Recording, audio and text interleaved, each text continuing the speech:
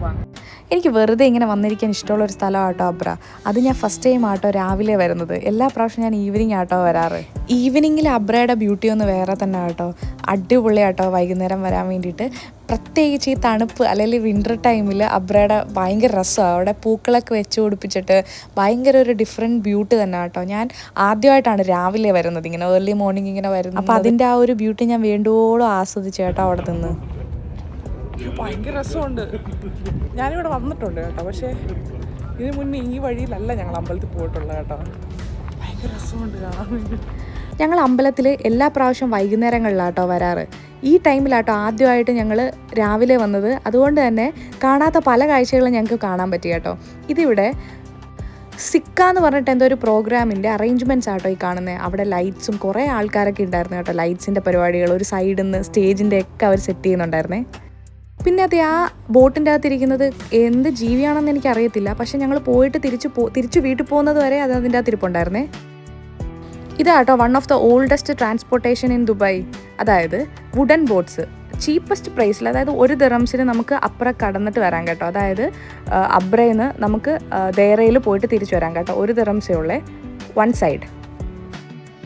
പിന്നെ നമുക്ക് അബ്രയിൽ വന്നാലുണ്ടല്ലോ old buildings, അല്ലെങ്കിൽ അവിടുത്തെ ട്രഡീഷണൽ ബോട്ട്സ് ആണെങ്കിലും ഈ ക്രീക്ക് സൈഡ് വ്യൂസ് ആണെങ്കിലും അങ്ങനത്തെ കുറേ കാര്യങ്ങൾ എക്സ്പ്ലോർ ചെയ്യാൻ പറ്റും കേട്ടോ. പക്ഷേ വൈകുന്നേരത്തിലെ ബ്യൂട്ടിയും രാവിലത്തെ ബ്യൂട്ടിയും ഭയങ്കര ഡിഫറെൻ്റ് ആണ്. എനിക്ക് രാവിലെ ഭയങ്കരമായിട്ട് ഇഷ്ടപ്പെട്ടായിരുന്നു കേട്ടോ. ഭയങ്കര രസമുണ്ടായിരുന്നു. പിന്നെ തണുപ്പും കൂടെ ആയത് കാരണം ഭയങ്കര രസമായിരുന്നു കേട്ടോ. നമ്മൾ ഈ ഗ്രാൻഡ് സൂക്ക് വഴിയിട്ടാട്ടോ അമ്പലത്തിൽ പോകുന്നത്. കുറച്ച് നടക്കാനുണ്ട്, പക്ഷേ വേർത്താണ് നടപ്പ്. കാര്യം എന്ന് വെച്ചാൽ സൈഡിലുള്ള കാഴ്ചകളൊക്കെ എക്സ്പ്ലോർ ചെയ്തിട്ട് നമുക്ക് പോകാം കേട്ടോ.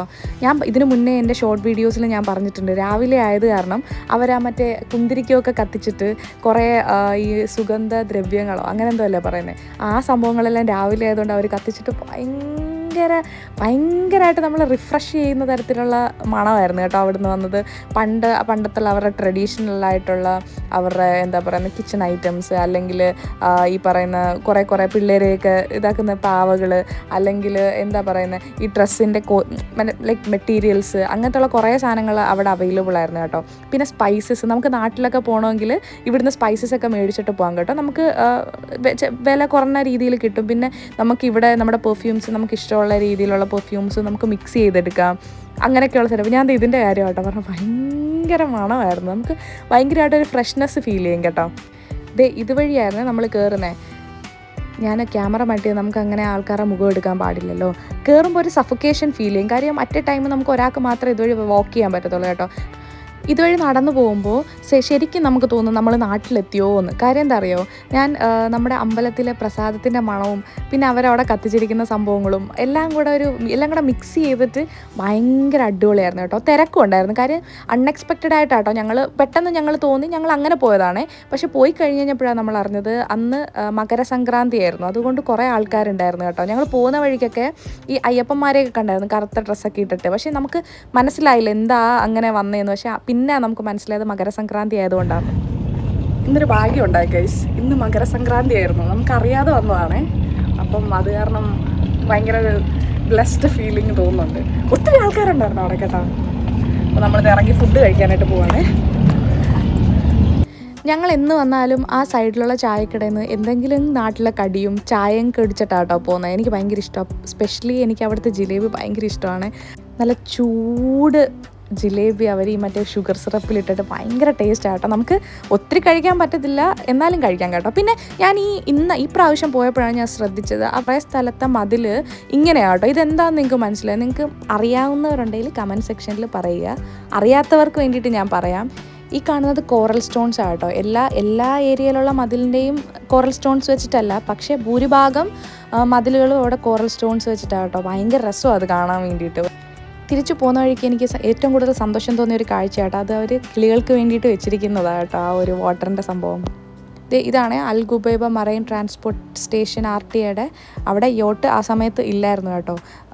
എനിക്ക് തോന്നുന്നു ഇവിടുന്ന് എനിക്ക് ക്ലിയർ ആയിട്ടുള്ള അതിൻ്റെ ഇൻഫർമേഷൻ എനിക്ക് അറിയില്ല. നമുക്ക് ഷാർജയിലൊക്കെ പോകാൻ തോന്നുന്നു കേട്ടോ. ഇവിടുന്ന് റേറ്റും കാര്യങ്ങളും പറ്റിയിട്ട് എനിക്ക് വലിയ അറിവില്ല കേട്ടോ.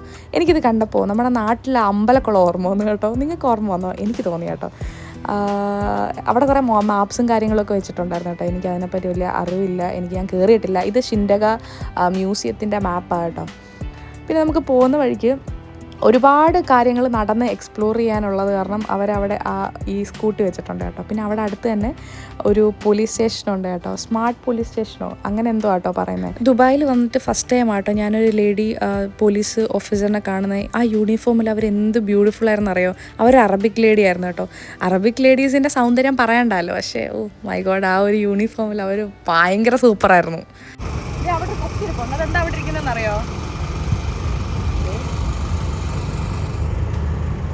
ഈ എൻ്റെ ദൈവമേ, അവിടെ ഫുള്ള് ആ മീനായിരുന്നു കേട്ടോ. നമ്മൾ സത്യം പറഞ്ഞു കഴിഞ്ഞാൽ ഒരു ക്ലിയർ ആയിട്ടുള്ളൊരു മാറ്റിൻ്റെ പുറത്ത് മണ്ണ് വാരിയിട്ട് എങ്ങനെ ഇരിക്കും അതുപോലെ മീനായിരുന്നു അവിടെ ഫുള്ള്. ഇതവരുടെ പണ്ടത്തെ ബോട്ടാട്ടോ, അതിൻ്റെ ഒരു സംഭവം അവിടെ സെറ്റ് ചെയ്ത് വെച്ചിട്ടുണ്ട്. പിന്നെ എനിക്ക് അട്രാക്ട് ചെയ്ത ഒരു കാര്യം എന്താണെന്ന് വെച്ചാൽ ആ താഴെ ഇട്ടിരിക്കുന്ന നീല കളറിൽ ഫുള്ള് സ്റ്റോണാണ് കേട്ടോ. അപ്പോൾ എന്ത് പറ്റുമെന്ന് ചോദിച്ചാൽ രാത്രി വരുന്ന ടൈമിൽ അവിടെ കുറേ ലൈറ്റ്സ് അറേഞ്ച് ചെയ്തിട്ടുണ്ട്. അപ്പോൾ ഈ ലൈറ്റിൻ്റെ റിഫ്ലക്ഷൻ കാരണം നമുക്ക് എന്ത് ചെയ്തൊരു കടലിൽ കിടക്കുന്നൊരു വൈബ് കിട്ടും. എന്താ അല്ലേ?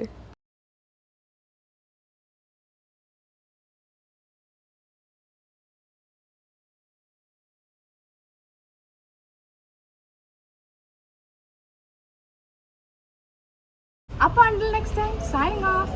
Bye.